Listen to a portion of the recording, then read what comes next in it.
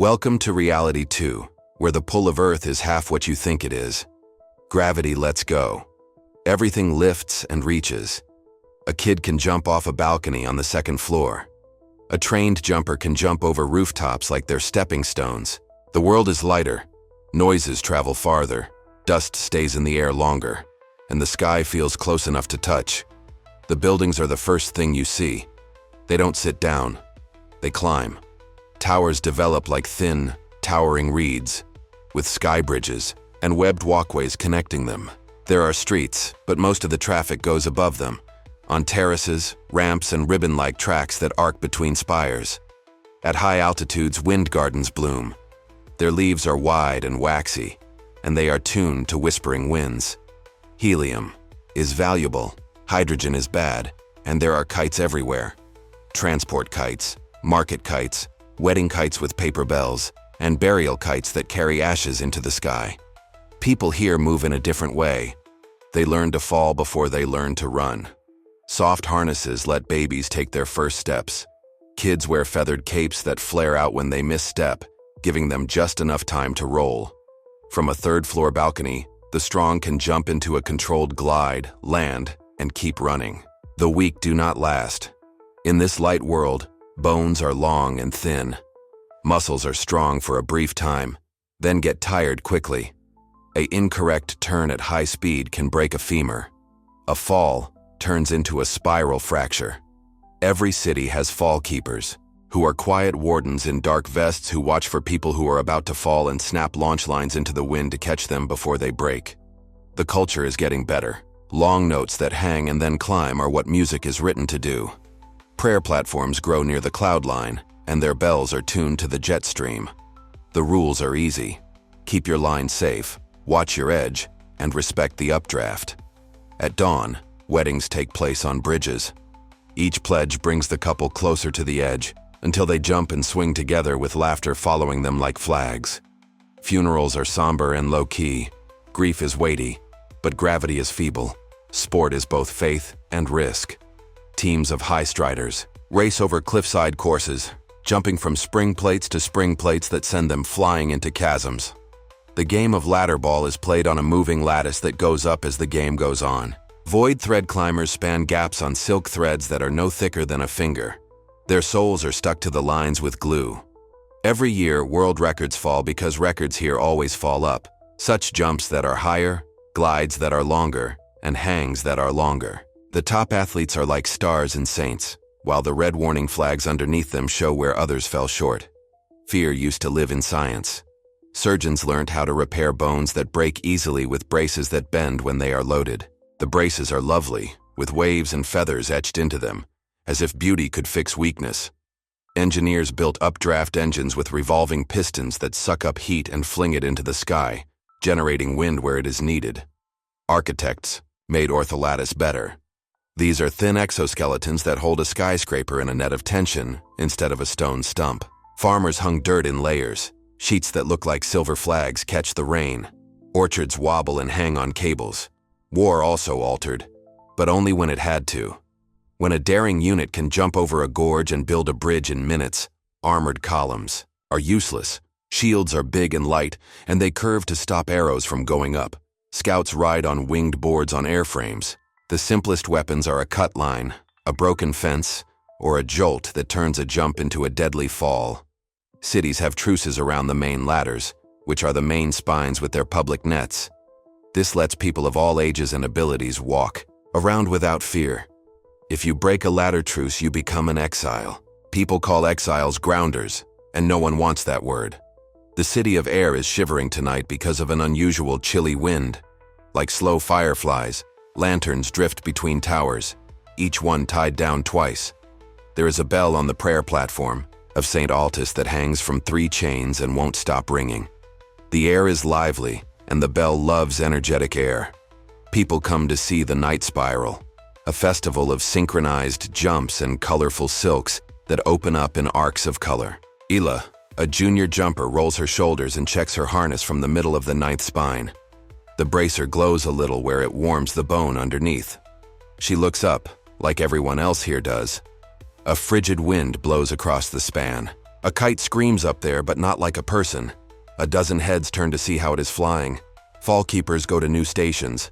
The crowd gets quiet. Ela gets on the launch pad. In half gravity, the pause before the spring seems long enough to alter your mind, tell a secret, or count the heartbeats of the city below. She doesn't matter. She smiles, leans into the wind, and walks away. For a moment, everything is calm. Lanterns float, bells ring, and lungs hold.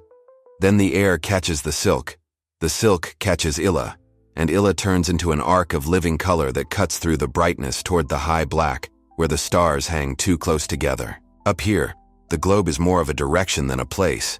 But even in a universe that points up, things pull in both directions. A cable groans as Ila arcs. It's a low, worn sound that metal makes after it has been through too many winters. A rivet sighs. A knot remembers the rain. A shadow that has been waiting all night on a nearby tower shifts its weight and raises a knife. Yes, reality too is light, but it isn't gentle. In Aer, morning arrives quietly. The spires of the city reach into the mist, and the sunlight shines on each tower like fingers pointing to heaven. The breeze makes the ropes hum, the bridges sway like harp strings, and the nets below shine with DOW. But there is always tension and beauty here. The world is lighter in reality too, but each step has a different kind of weight. The kids who live in Aer start their day on the feather fields, which are huge terraces where they test fabric wings and silk canopies. They sprint in couples, giggling as the weak gravity pulls them into slow-motion arcs. Before kids learn to write, they learn how to fall. The first thing they learned from their bracers is that light doesn't mean safe. Their teachers, who are damaged men and women who walk with limps and have bones held together by lattice frames, tell them every day that their independence is fragile. A single break can kill as certainly as any spear. Adults move carefully, taking each step carefully. Like jewelry, straps and lines hang from belts. People here want to combine safety with style, such braided harnesses, jeweled fasteners, and silken nets that are folded into cloaks. A noble woman can walk across a skybridge in red robes, but her garment has 3 fail lines that will snap tight if her heel misses. Dignity is survival. No one makes fun of those who are careful. People in the city look up to engineers as much as they do priests. They have the plans for life itself, because in this world, architecture is not only a place to live, it is the spine, lungs, and blood. There are tension webs that buzz with each wind all over the spires. Wind towers are designed to bend instead of break, and their tops are covered with bronze sails that turn pressure into music. Aer's underside is lined with updraft engines, which are iron hearts that turn heat into rising currents. The bridges would sag, the kites would fall, and the city itself may fall apart without them. Science and religion become mixed up. People who believe congregate in loft temples, which are carved into the tops of towers. Their chanting are timed to the sound of the wind. People think that each sound of the bells, which sway on long chains, helps the souls of the dead rise higher into the cloud palaces of the hereafter. The priests of the loft, on the other hand, share their sanctuary, with scholars who write down the Aer's every desire on obsidian tablets next to prayers. They don't see worship and weather as opposites. They see them as one. Each gust is both a blessing and an equation. Cracks are spreading beneath this delicate equilibrium. The poor dwell below, in terraces that are dark and have rusty nets and frayed tethers. People call them groundbound, but most of them never touch real ground. They spend their lives holding on to things the rich throw away. Old harnesses, broken plates, and patched gliders. A fall from the 9th terrace is just as deadly as a fall from the 50th. The groundbound murmur of unfairness, of lords who jump for fun while children below languish on crumbling platforms. There aren't many swords in Aer when there is conflict. It comes with sabotage, a loose rivet, a frayed knot, or a cut in the dark that doesn't make a sound are all acts of war. Families don't fight by breaking into homes. They do it by undermining anchors. A single broken bridge can bring down whole guilds. It's no surprise that people look up to the Fallkeepers. They are both protectors and judges, and they know how to interpret the tremor of a line, the shift of a wire, and the way a tower breathes when it is heavy. Their help saves hundreds, while their absence kills thousands. The city lights up at night.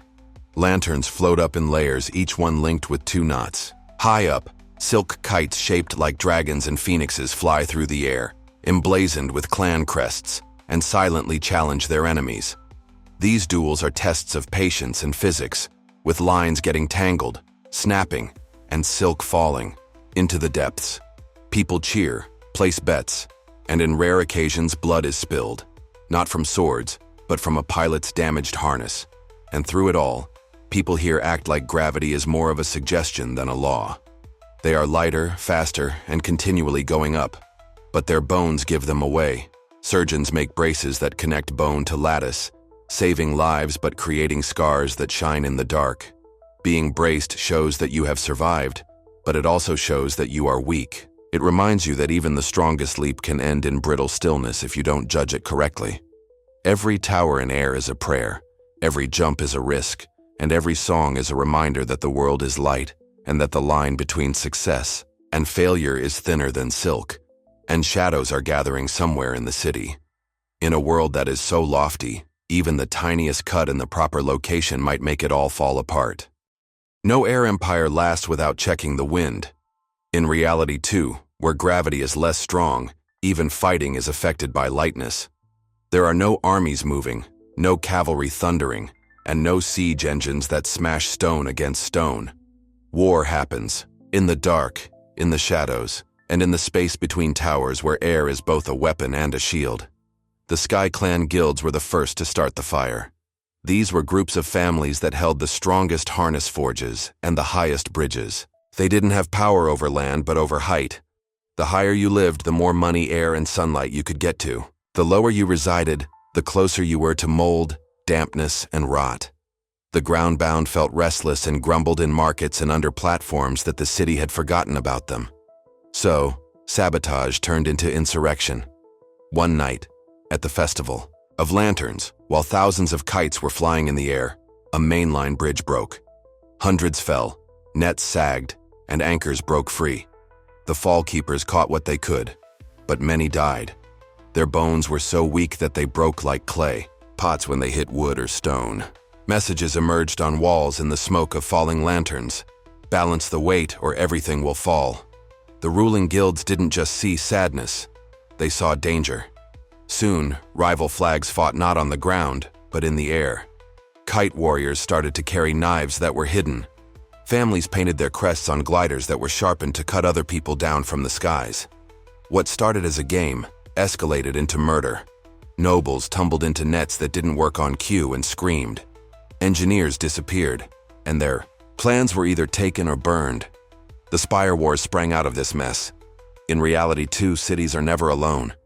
Each slope and plateau has its own forest of towers. Secrets and rivalries move between them across skybridges, as do trade. Because gravity is weak, distance isn't a problem. Armies of jumpers may cross canyons in one coordinated jump, leaving ropes and anchors behind them for reinforcements. If the air was quiet, one city could attack another in one night. Aer was proud and high, but its neighbors were jealous. The city of Nivra to the west severed its bridges and then deployed saboteurs to destroy Aer's lower terraces. To the south, the spire city of Veles blocked commerce kites, which left Aer's groundbound without food. Aer's guilds fought back with flame kites, which were silk balloons with jars of burning pitch inside. They floated softly into enemy airspace and blew up like shooting stars. The wars didn't kill people all at once. They did it through collapses, shortages, and the slow grind of hunger. And yet, there is beauty in conflict here. On a night with a full moon, whole battalions of gliders soar into the air. Their wings are painted red and black, and their shapes look like flocks of birds. Rival champions fight each other in duels, jumping from tower to tower with spears that shine in the light of lanterns. Every fall is deadly. Every jump is a prayer. People come together even during sieges to wager on who will fly and who will break. These fights are when new ideas come up the fastest. Engineers in Aer build harnesses with spring coils that let soldiers jump higher and glide longer. Doctors improve bone braces by making them out of resin lattice that flexes without breaking. New cults emerge, saying that people were never supposed to crawl, and that the gods made Earth lighter so their children could rise. But fear is always there. Behind every jump and every prayer, the world gets more fragile as it gets lighter. Bridges are tight and towers are thin. One hit on the correct anchor can bring down half of a city. Everyone knows the truth. The world's bones are glass, and war makes glass break. No matter how beautiful the banners are or how high the gliders fly, scouts say they see movement on the eastern horizon. A new city, never seen before, is being built atop the ridge of the storm plains. Its towers are bigger, its bridges are thicker, and its flags are weird. They go by the name Ascendants and say they have mastered the air itself. Some people talk about robots that ride updrafts forever, wings that are stronger than kites, and troops who can jump higher than any bone should let them. Air watches. The wars between neighbors have made it weaker, but the Ascendants offer something more dangerous than fire or sabotage. They bring drive. And ambition in half-gravity is a force that never stops rising. The first messengers from the Ascendant spires didn't come on foot or by glider. They came in devices that could withstand the wind. At daybreak, 3 people with bronze wings on their harnesses rose from the stormy plains. The wings didn't catch drafts. Instead, they beat in time with each other, powered by coils of hot gas and counterweights. Each downstroke drove them higher and steadier until they hovered like bugs above Aer's prayer platforms. The individuals below were so shocked that they didn't say anything. The Ascendants landed softly, and you could see their bones through their silk garments.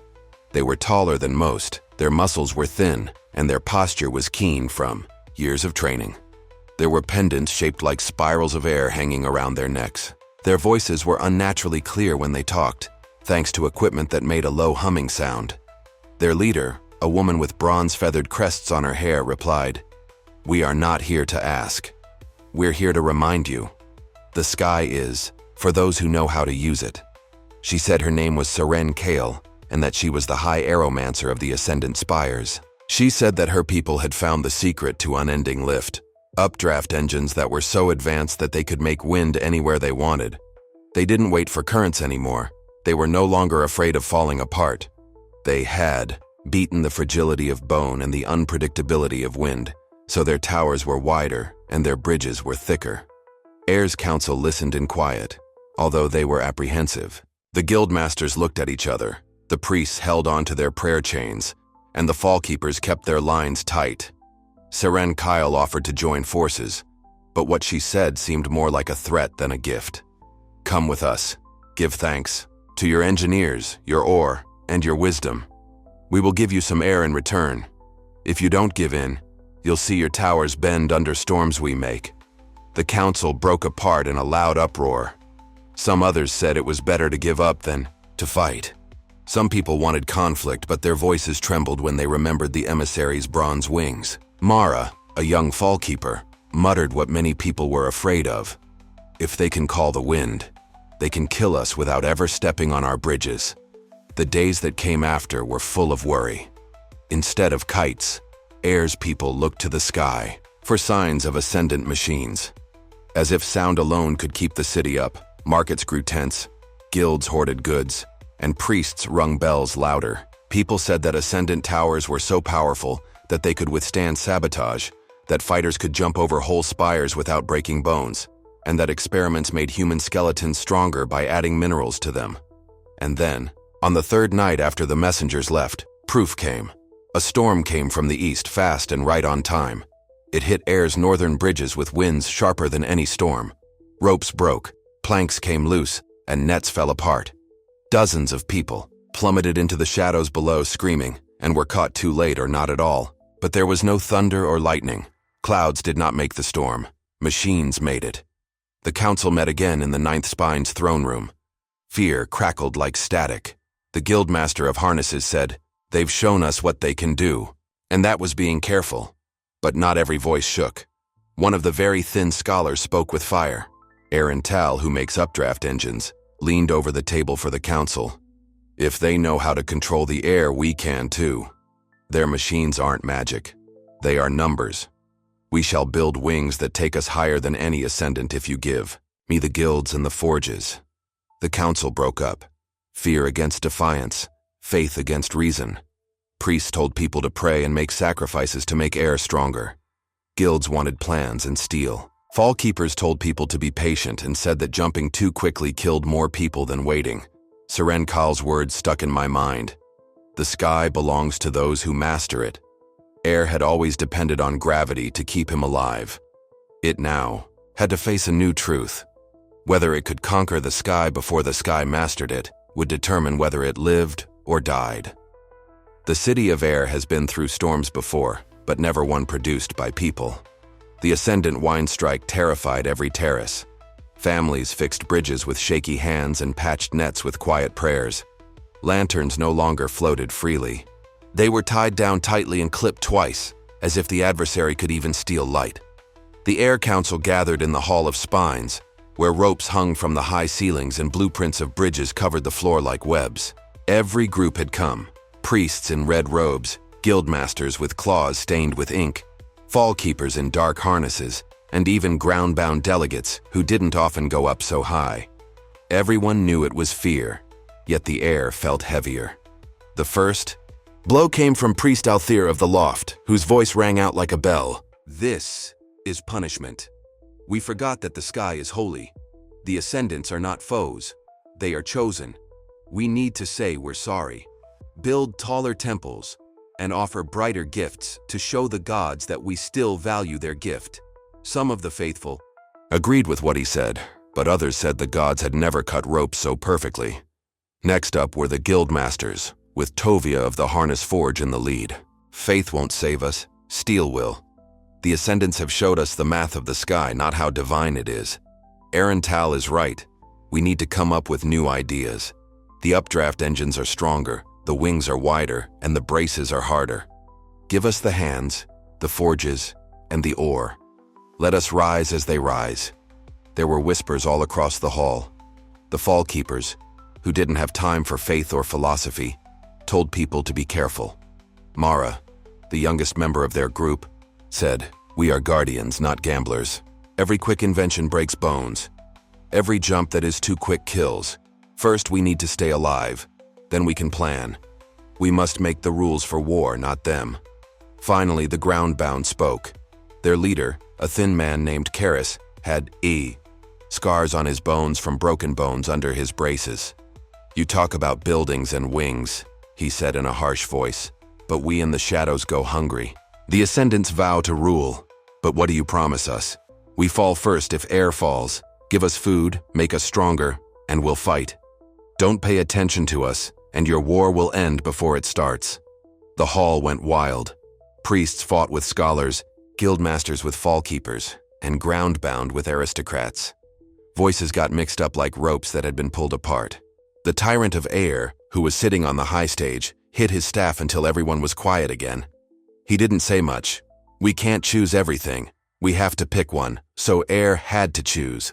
Bow down to the Ascendants and hope for mercy. Ascend. With new ideas and risk failure, hold on to faith and pray for forgiveness from the skies, or join forces with the groundbound and spread strength across every terrace. None vowed to keep them secure. Everyone pledged to give up something. When the council meeting was over, Tal strode into the light of the torch, his eyes blazing. "They own the air because they were brave. We are already defeated if we don't try anything." Mara murmured, to him so only he could hear. "Then may your wings not break when we jump." The wind changed outside.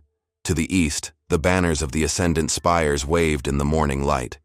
The sky was already waiting for Aer, whether she chose war, faith, resistance, or submission. The dawn of Aer's choice was obvious and vivid. The air smelled like ash from bridges that had been fixed and resin from new braces that had been carved all night.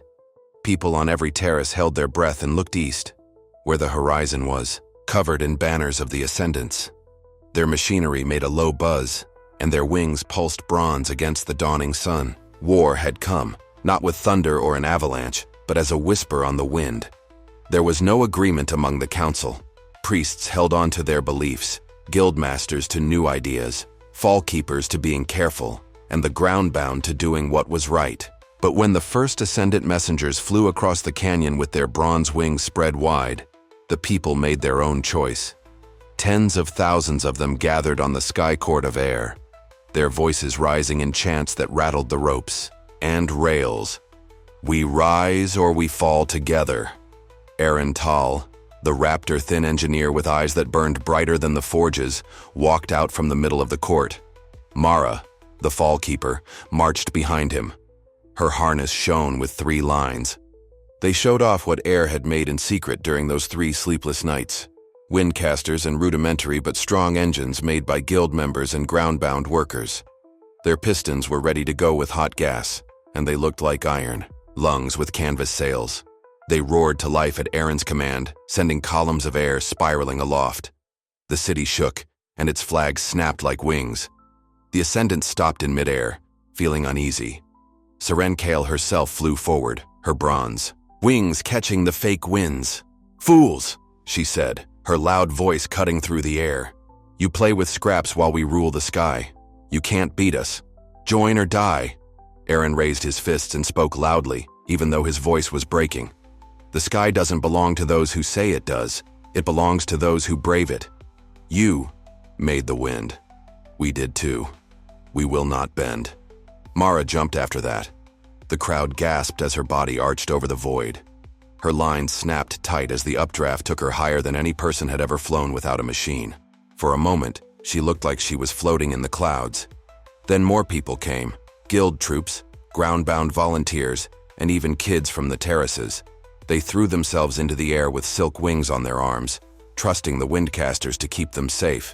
It wasn't steel fighting steel. It was air against air. The bronze wings of the rising machines cut through the sky as they dove. Air's gliders met them in a blaze of color and fear. Silk wings got caught in bronze, lines broke, and harnesses were pulled tight. Some fell, screaming, and their fragile bones broke on the netting below. But some flew higher and hit Ascendant with resin-coated spears, cutting their wings free. The sky became a web of effort. Every fall was a death and every climb was a victory. Below, Aer's windcasters howled. The rough engines struggled, and the pistons glowed red, but their currents turned turmoil into life. The bridges moved, but stayed up. The nets sagged, but caught. The groundbound, who had been looked down on for a long time, worked the forges, providing gas and flame to keep the currents going. Aer rose not as guilds or classes, but as one city for the first time. Serenkale battled the hardest, her bronze wings shining as she fought Mara in the air. One had control over machines, and the other had faith in the wind and will. Kyle's attacks were accurate, and her blades sliced lines with the expertise of a surgeon. But Mara's jumps were crazy and random, like someone who had spent their whole life trusting weak bones against boundless air. Mara cut her own line and fell freely when Kyle lunged to finish her. People below gasped until the updraft caught her and threw her up into Kyle's chest. The wings of the Ascendant leader bent. They plummeted down together and disappeared into the nets below. It was heavy when there was no sound. The Ascendants left, their machines damaged and their formation broken. Aer had not beaten them, but it had stood up to them. The city was still there. People still lived there. For now, the sky was shared. That night, Aer's lights rose higher than they ever had before, each one tied down but loose enough to wobble. People didn't sing about gods or monarchs, they sung about bravery. Kids whispered about Mara's jump and how she had faith in the air. Engineers made fresh plans, priests changed the words of prayers, and on every rooftop from the highest to the lowest, one fact rang out. It could be that gravity is feeble, bones could be weak, but courage doesn't have any weight, and in reality too, that was enough to go up. Welcome to Beyond the Fractals. Subscribe now and explore every reality.